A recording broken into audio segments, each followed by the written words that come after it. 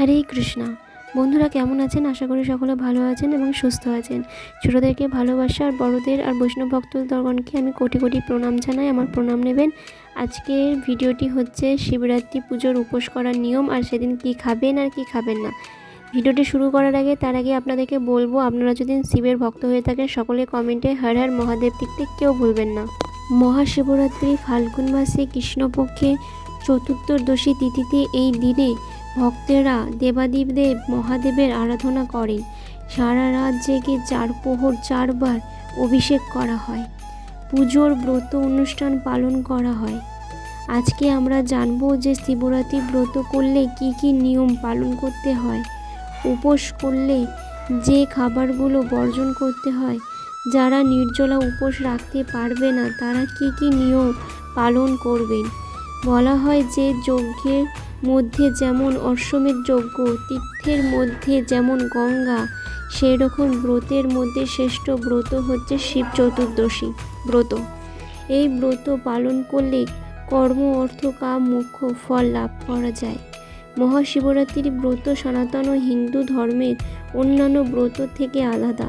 শিবরাত্রি ব্রত পালন করা হয় রাতের বেলায়। ভক্তদের সারা রাত জেগে থাকতে হয়। এছাড়াও বলা হয় যে শিবরাত্রির ব্রত পালন করলে পৃথিবীর সকল ব্রত পালন করার ফল লাভ করা যায়। তাই শিবরাত্রি ব্রত পালন করা অত্যন্ত কঠিন।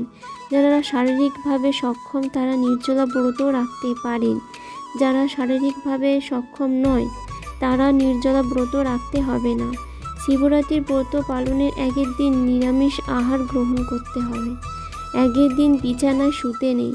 সেই দিন সেই খড়ের বিছানা বা কম্বলের বিছানায় শুতে হয়।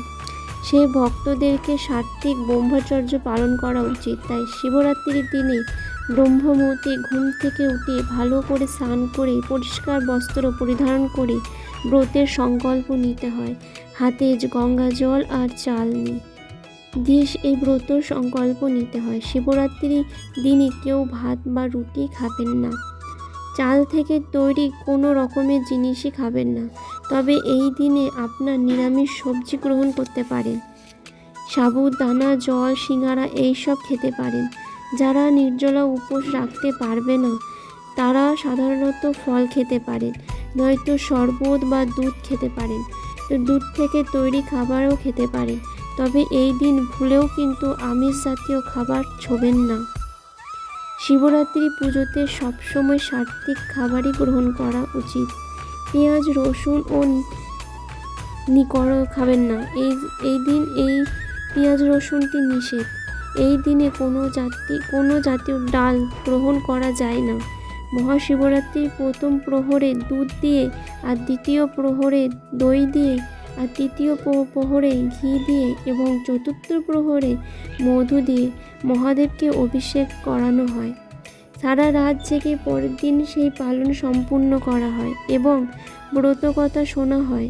সমস্ত কিছু পালন করে তার পরের দিন ব্রাহ্মণকে ভোজন করিয়ে তার সাথে প্রসাদ বিতরণ করে আপনারা এই ব্রত পালন করতে পারেন। আর তার ফল এই সমস্ত কিছু হয়েছে পালন করার পর আপনারা ফল গ্রহণ করতে পারেন। এইভাবে নিষ্ঠা সহকারে আপনারা সকলে শিবরাত্রি ব্রত পালন করুন। আপনাদের সবার মঙ্গল হবে, ফলদায়ক হবে।